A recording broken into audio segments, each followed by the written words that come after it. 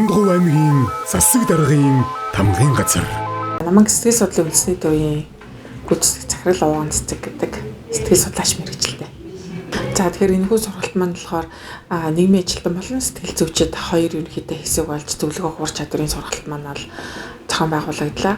За COVID-19-аас хойш ерөнхийдөө хүмүүсийн сэтгэл санааны байдал тайван бус төгшөөртэй байдаг нь бол одоо дэлхийн ер нь бол бусад улсуудтай адилхан одоо байгаа учраас ялангуяа ингээд нөгөө хүүхдтэй ажилдаг. За тэгээд нийгмийн ажил үйлчлэгийг бас тодорхой хэмжээгээр үзүүлдэг энэ хүмүүст бол зөвлөгөө хур чадварын сургалт маань бол маш их хэрэгтэй гэж тодорхойлогдоод бид бүхэн бол 3 одоо мэргэжилтэн маань ирж бол өнөөдөр сургалт зохион байгуулж ганцаарчлсан зөвлөгөөг бол зохион байгууллаа. За тэгээд сургалтын гол одоо агуулгаар бид бүхэн ер нь бол яг зөвлөгөөн дээр хэрэгтэй байдаг сэтгэл судлалын судалгааны одоо аргачлалуудыг хэрхэн яаж ашиглах вэ? Тэрийг яаж одоо хэрэглэх вэ? Дээрээс нь өөртөө сэтгэл зүйч нийгмийн ажилтан маань хэрхэн яаж өөртөө тайван доктортой байх вэ гэдэг рүү илүү чиглэсэн ийм сургалтын үйл ажиллагаа боллоо. Яг одоо ажиллаж байгаа боловсон хүчний ингээд нөөцөө харах юм бол дахиад ер нь бол хэрэгцээ шаардлага бол илүү хэрэгтэй байна. Ялангуяа ингээд бүлгийн зөвлөгөө явуулдаг, ганцаарчлсан зөвлөгөө явуулдаг тий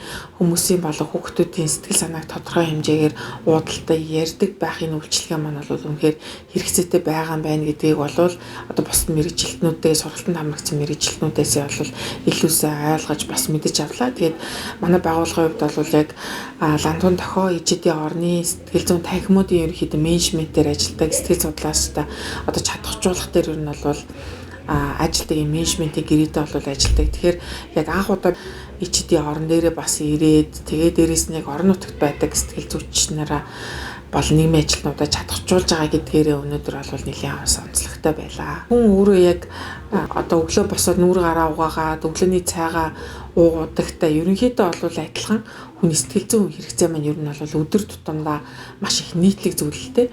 Тэгэхээр юу гэхээр өөрийгөө магадгүй нээхгүй болохгүй танихгүй эсвэл өөрөө сэтгэл дотор хитэх бухимдал хураах нь эргээд дахиад тайван биш байх, сэтгэл төгшөөртэй байх, эргээд дахиад стресс бухимдлаа одоо уураар гаргах эсвэл одоо харилцаж байгаа хүмүүсээ гомдоох, за магадгүй юу гэдгийг гэр бүлийн тодорхой хэмжээгээр зөрчил маргаанд хүрэх, хүчирхийлэлт хүрэх гэд маш их олон ийм сөрөг үр дагавруудыг ер нь бол дагуулдаг.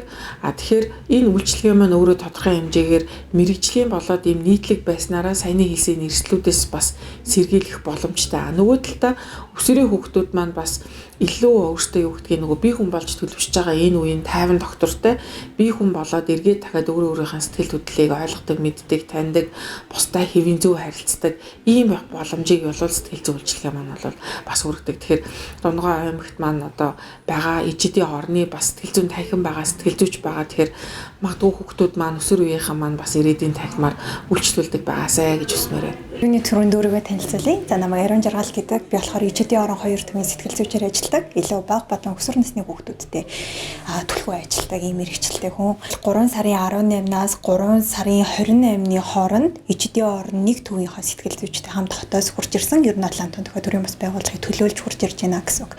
Тэгээд энэ хугацаанд одоо бол ирээд би тэр ажиллаад нэг юм 4 хоногийн хугацаа өнгөрсөн байна. Энэ 4 хоногийн хугацаанд юу исэн бэ гэхээр ер нь сэтгэл зүйч гэж ер нь яг хин юм бэ? Ямар тохиолдолд сэтгэл зүйчд ер нь хандаж болдیں۔ Тэ? Сэтгэл зүйч дээр одоо нөгөө нэг нийтлэг ойлголт нь асуудалтай хүмүүс л ер нь сэтгэл зүйчтэй аягүй хэрдэг, зөвлөгөө мэдээлэл авдаг гэж ер нь хүмүүс ойлгодог шүү дээ. Тэгэхээр үгүй бас нөгөө юм өөрийнх нь нөөц боломжийг илрүүлэх зорилготой байд юм аа. Чамд ингээд өөрийгөө асуудалтай гэж бодохгүй байсан ч гэсэндээ тодорхой хэмжээгээр мэдээж хүн болсон хань асуудал байж таарчтай. Тэгэхээр одоо цаашид ер нь яах вэ? Ирээдүйн зорилго чиглэл чинь юу байх вэ гэдэг ч юм уу тэр талаас нь ингээд ярилцаж ажилласан гэсэн үг. Тэгээд ерөнхийдөө бол яг энэ 4 хоногийн хугацаанд нээлттэй өдөрлөгийг зохион байгуулж ажилласан. За тэгээд дээрэс нь 15 гаруй хүүхдэд бол сэтгэл зүйн бичлэн зөвлөгөө өгч ажилласан. Яг ижидийн орон дунд говь хүүхэд хөгжлийн яг энэ төв дээр маань болохоор гэрийн даалгавар гэдэг нэг юм төсөл хөтөлбөр явагддаг. Тэгэхээр 15 хүүхэдтэй энэ хөтөлбөр дээр бас бүлгийн зөвлөгөө өгч ажилласан байгаа. Тэгээд сургуулийн нэг ангийнхан бас хурж ирээд юм ангийнхаа уур амьсгалыг сайжруулъя гэдэг талаар бүлгийн зөвлөгөө авсан байгаа. Одоогийн байдлаар бол тиймэрхүү ажиллаж байгаа. Үйлчлүүлэгч нарын ерөнхийдөө орж ирж байгаа ийм асуудал, ер нь ингээ байгаа байдал, хандлага гэдэг зүйлсүүд нь яг юу ажиллаж чинь гэхээр илүү өсвөр нас гэлтгүүгээр бас насанд хүрэгчид ийм өөрийгөө ойлгох, өөрийгөө илэрхийлэх тийм хэрэгцээнүүд аягүй өндөр шаардлагатай байгаа мэн гэж бол ажиллагдсан. Тэгээд зөвлөгөө авч байгаа хүүхдүүдийн эцэг эхчүүд нь бол энэ бас ижидийн орноор ирж үйлчлүүлж байгаа, ер нь хандж байгаа юм хүмүүст ер нь манай дунд говь сэтгэл зүйч бол айгүй хомс байна. Тэгээд бид нарт ингээд яг хэцүү санагдсан үедээ ч юм уу тий өөрийгөө ойлгохгүй байгаа, яахаа ерөөсөө ойлгохгүй байгаа тэр үедээ сэтгэл зүйчэд ингээд хандах юм бүрэн боломж айгүй хомс байгаа даа учраас юм сэтгэл зүйч нараа айгүй олон болвол сайхан даа гэдэг тийм юмнууд, тийм хүсэлтүүд, тийм саналууд ер нь айгүй ирсэн. Хүүхэд чинь ямар ч аран шинтэй байж болно тий. Хүүхэд болгон заавалчгүй ингээ ярьдаг байх албатай биш. Бүх өсвөр насны хүүхдүүд ингээ өөрийгөө нээх ёстой биш. Тэгээ бас бүх бага насны хүүхдүүд яг адилхан онц сурах ч албатай биш. Тэгэхээр таны хүүхэд яг ямар байна вэ? Гэхдээ мэдээж нөө хүүхэд болгон юм асуудалтай байгаа ч гэсэндээ хүүхэд болгонд нэг эерэг зан чанар байгаа шүү дээ. Тэгэхээр яг ямар зан чанартай байна гэдгийг эцэг эхчүүд нөө шүүмжлэхээс өмнө аягүй их ажиглаасаа, юун түрүүнд хэлээ хүүхдээ аягүй их ажиглаасаа.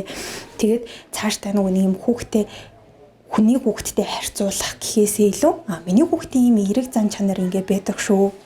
Тэргийн зүйл дээр жоохон л ингээд анхаарчвал аюу дэмэртэй юм болов уу гэдэг ч юм хүүхэдтэй юм эерэг аргаар юу наал харилцаасаа гэж юу наал аюу хүсэж юм. Тэгээ дээрэс нь хин нэг шүүж буруутгах гэхээс илүү хүүхдээс аюу их асуулт асуудаг байгаарэ. Одоо бага насны хүүхдүүд бол яагаад гэдэг юмнууд аюу их асуудаг шүү дээ. Тэнгүүд насанд хүрэгчд маань нөгөө буцаагаад одоо харилцахтаа аюу төвшөөсөн ч юм уу тийм хандлага гаргаад идэг. Гэхдээ хүүхэд танаас яагаад гэж асууж байвал та бас зөрүүлээд чи өөрөө яг юу гэж бодож байна те чамд яг ямар санагдаж байна чиний мэдрэмж чинь яг ямар байна те хоёулаа юм сэтгэл хөдлөлөд нэрлэе гэдэг ч юм уу ер нь аль тэгж хүүхдтэйгээ харилцдаг байгаараа өөрөө бас буцаагаад танд яг ямар санагдаж байна ямар мэдрэмж төрж байна тэр зүйлээ ингээ хүүхдтэйгээ ярилцдаг байгаараа дор хаяж нэг юм 5 минут те хүүхдтэй чанартай цаг гаргаад ингээ ярилцдаг хүүхдээ сонсдог буцаагаад өөрийгөө бас илэрхийлдэг байх юм бол энэ одоо нүгүсээд байгаа асуудлууд маань айгүй буурдаг шүү. Тэгэхээр энэ тал дээр ингээд эцэгчүүд манай хараарэ гэж ер нь л айлмаар байна. Тийм. Одоо мэрэгжлийн сэтгэл зүйч болон нийгмийн ажилтнууд туршлага хуваалцах, арга зүй хуваалцсан юм сургалт үйл ажиллагаа болсон. За тэгээд энэхүү сургалтаараа мэрэгжлийн сэтгэл зүйч өөрийн сэтгэл зүгээ хэрхэн бэлдэх, за тэгээ ямар арга зүйнуудыг ашиглах боломжтой байдаг. За сургуулийн өсвөр насны хүүхдэд хэрхэн зөвлөгөөх боломжтой, энэ тэр түүнтэй одоо яаж ажиллах вэ гэсэн арга зүйнуудыг одоо энэ сургалтаасаа бид нар олж авсан байгаа.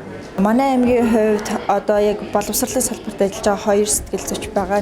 Нэг нь болохоор ерөнхий боловсролын мандал сургалт байдаг бол нэг нь эрдмийн талаа зохицолбор сургалт ингээд 2 сэтгэл зүйч ажилладаг. За сүүлийн үеийн гэх юм уу асуудлууд сэтгэл зүйн асуудлууд одоо сэтгцэн эрүүл мэндтэй холбоотойгоор илүү их ингээд илэрч гарч ирж байгаа. За тэгээд энэ асуудал илэрч гарч ирэхин хэрээр те сэтгэл зүйн үйлчилгээ авах эрэлт хэрэгцээнүүд бол өдөр ирэх тусам нэмэгдэж байгаа л гэж харж байгаа. Тэгэхээр хамгийн гол зүйл маань өөрөө сэтгэл зүйн боловсролыг олгох энэ өөр хамгийн чухал. Тэгэхээр тухайн хүн сэтгэл зүйн боловсролтой байснараа өөрийн сэтгэл зүйн одоо эрүүл мэндийг хамгаалах боломжтой, өөрийн сэтгэл зүйн хялгаа мөн хамгаалах боломжтой ийм зүйл одоо эхлэн болдог юм аа гэсэн юм санагдав. Хамгийн гол зүйл маань юу гэхээр яг эцэдийн оронд яг одоо ингээд үйл ажиллагаа нэгээд ингээд их олон хүүхдүүд дэмнэлттэй одоо үүд хаалгаа нэгээд төдөө одоо дугуулсан гэх юм уу те тухайн хүүхдийн одоо яг хөгжилд чиглэсэн илүү олон төдөө үйл ажиллагааг явуулж байна. Одоо үүн дээр нэмэгдээд хамгийн одоо мөн тэр үнд хэрэгцээтэй байгаа зүйлийг юу гэж харж байна гэхээр одоо сэтгэл зүйн одоо боловсрол олгох хөтөлбөрийг хэрэгжүүлэх мэрэгжлийн сэтгэл судлаач ажиллахын хэрэгцээ байна гэж харж байна. Дундгов аймгийн засаг даргын тамгын газар